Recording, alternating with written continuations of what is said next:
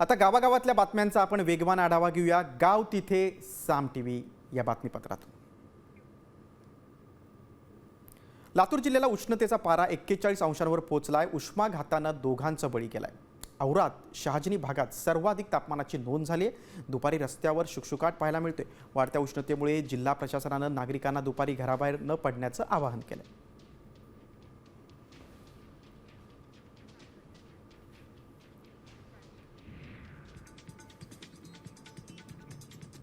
थंड हवेचं ठिकाण म्हणून ओळखल्या जाणाऱ्या बुलढाण्यातही आता उष्णतेचा कहर पाहायला मिळतोय। तब्बल 68 वर्षांनंतर तापमान 43 अंशांवर जाऊन पोहोचलंय। याआधी 25 एप्रिल 1958 मध्ये 42.2 अंश सेल्सिअस तापमानाची नोंद झाली होती। त्यानंतर आज 43 अंश तापमान नोंदवलं गेलं।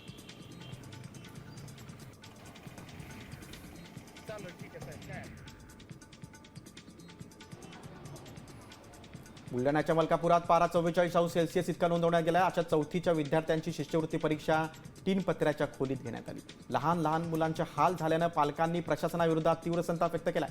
नियोजनाच्या अभावामुळे विद्यार्थ्यांच्या आरोग्याचा प्रश्न ऐरणीवर आलेला आहे। आज राज्यभरात शिष्यवृत्ती परीक्षा पार पडली।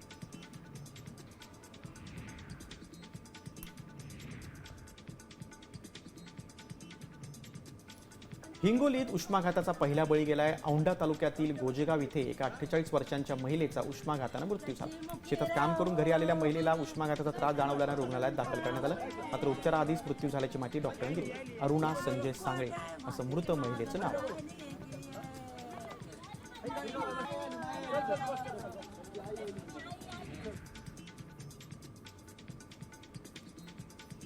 हिंगोलीत पारा 41 अंशाच्या पुढे गेल्यानं पशुपालक हवालदिल झालेत। वाढत्या उष्णतेमुळे शेळ्या आणि म्हशींचं गर्भ नष्ट होण्याचे धक्कादायक प्रकार समोर येतात।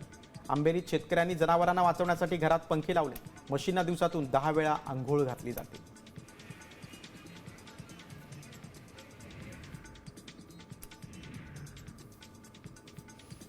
वाशिम जिल्ह्यात उन्हाचा तडाखा वाढलेला आहे। या हंगामात तिसऱ्यांदा तापमानानं 44 अंशांचा टप्पा गाठलाय। भीषण उष्णतेमुळे जनजीवन विस्कळीत झालंय। दुपारी रस्त्यावर शुकशुकाट पाहायला मिळतोय। उष्माघाताचा धोका टाळण्यासाठी नागरिकांनी दुपारच्या वेळी घराबाहेर पडू नये असं आवाहन प्रशासनानं केलं।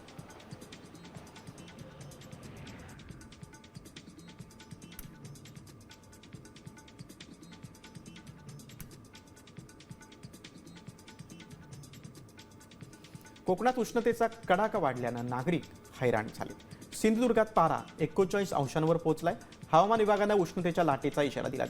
उन्हामुळे आंबा पिकांची देखील मोठी फळगळ झालेली आहे।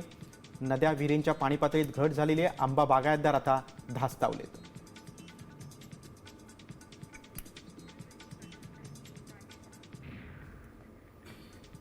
पुण्यातल्या शिरूरमध्ये पाण्यासाठी मोराची भटकंती सुरू असल्याचं पाहायला मिळालं। ग्रामीण भागातील नैसर्गिक पाणवठे आटल्यानं पाण्यासाठी हे पक्षी आता मानवी वस्तीकडे धाव घेतात। उष्माघाताचा धोका आणि अन्नाची कमतरता त्यामुळे राष्ट्रीय पक्ष्याचं अस्तित्व धोक्यात आलंय। वन्यजीव प्रेमींकडून चिंता व्यक्त होते।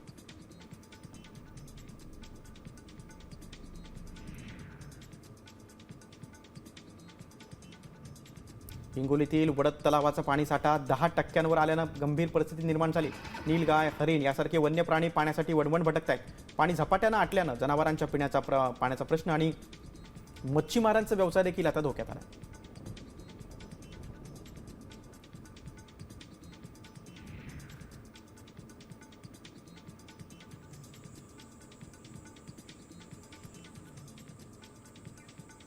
बुलढाण्याच्या सिंदखेडा राजा तालुक्यातील सोनोशी आणि पिंपरखेड शिवारात अस्वलानं धुमाकूळ घातला। पाण्याच्या शोधात वन्य प्राणी गावकुसापर्यंत येत असल्यानं शेतकऱ्यांमध्ये भीतीचं वातावरण आहे। वन विभागानं या अस्वलाचा तातडीनं बंदोबस्त करण्याची मागणी ग्रामस्थांनी केली।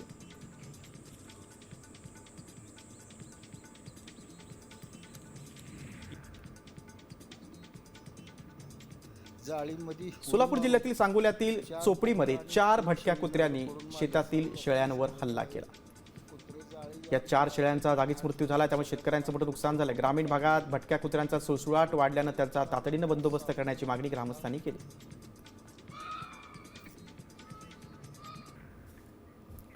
मुंबई पुणे द्रुतगती महामार्गावरील बहुप्रतीक्षित मिसिंग लिंक प्रकल्प अंतिम टप्प्यात पोहोचला। 1 मे रोजी मिसिंग लिंकचं उद्घाटन होणार आहे। या पार्श्वभूमीवर उपमुख्यमंत्री एकनाथ शिंदे यांनी लोणावळ्यात जाऊन मिसिंग लिंकची पाहणी केली। या प्रकल्पामुळे मुंबई पुणे प्रवास अधिक वेगवान होणार आहे।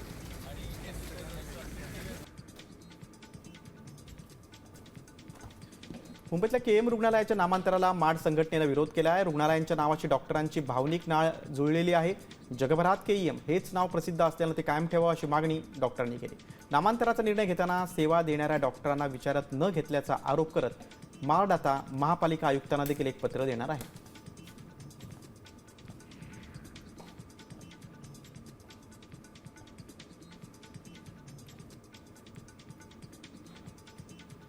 विद्यार्थ्यांचं कल्याण हेच शैक्षणिक संस्थेचं सर्वोच्च प्राधान्य असलं पाहिजे असं निरीक्षण नागपूर खंडपीठानं नोंदवले. दर्यापूर येथील पॉलिटेक्निक विद्यार्थ्यांचं परीक्षा केंद्र 46 किलोमीटर दूर हलवण्याचा निर्णय न्यायालयानं रद्द केला.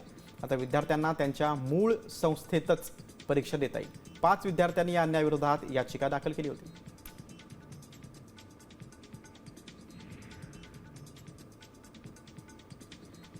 रायगड जिल्ह्यातल्या लोणेरे येथील तरुणीच्या हत्येप्रकरणी आरोपी अनीस मालदरला 5 दिवसांची कोठडी मिळाली. त्यानं तरुणीवर बलात्कार करून तिचा खून केल्याचं उघड झालं. पोलिसांनी आरोपीला ठाण्यातून अटक केली.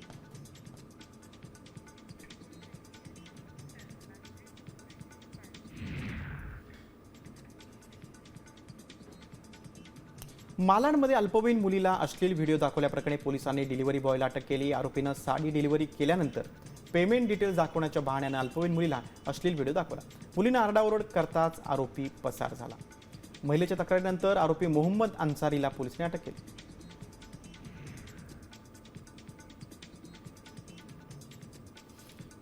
विरारमध्ये इंडिकेटर न दिल्याच्या वादातून कार आणि दुचाकी चालकांमध्ये लोखंडी रॉडनं मारहाण झाली. रागाच्या भरात कारच्या सर्व काचा फोडण्यात आल्या. चंदनसर रोडवर घडलेल्या राड्याप्रकरणी पोलिसांनी दोन्ही बाजूच्या तक्रारीवरून गुन्हे दाखल केले.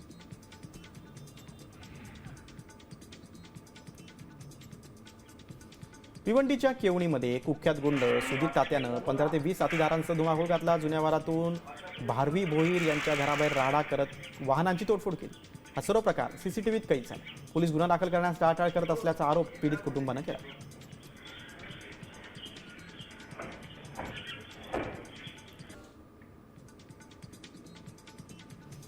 हिंगोलीत ठाकरे गटाचे नेते वसीम देशमुख यांच्या गाडीची अज्ञातांनी तोडफोड केली. आझम कॉलनी परिसरात ही दगडफेक झाली.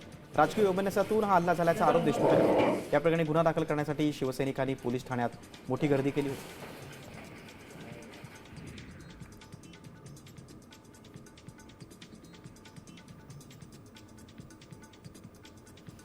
मुख्यमंत्री देवेंद्र फडणवीसांचा फोटो मॉर्फ केल्याप्रकरणी आणि नक्षली विचारसरणीचे समर्थन केल्याच्या आरोपावरून महादेव बालगुडेंना अटक झाली.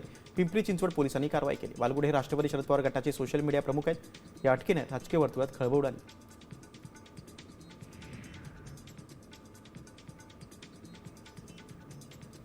अभिनेत्री अर्चना पुरनसिंह यांचा मुलगा आयुष्यमान सेठीची 87,000ची ऑनलाईन फसवणूक झाली. फ्री ट्रायल घेताना क्रेडिट कार्डवरून परस्पर वर्षभराचं शुल्क कापलं गेलं. या घटनेचा खुलासा त्यांचा भाऊ आर्यमननं व्लॉगमध्ये केलाय. कुटुंबानं हा प्रकार हलक्या फुलक्या पद्धतीने हाताळला असला तरी सोशल मीडियावर याची मोठी चर्चा आहे.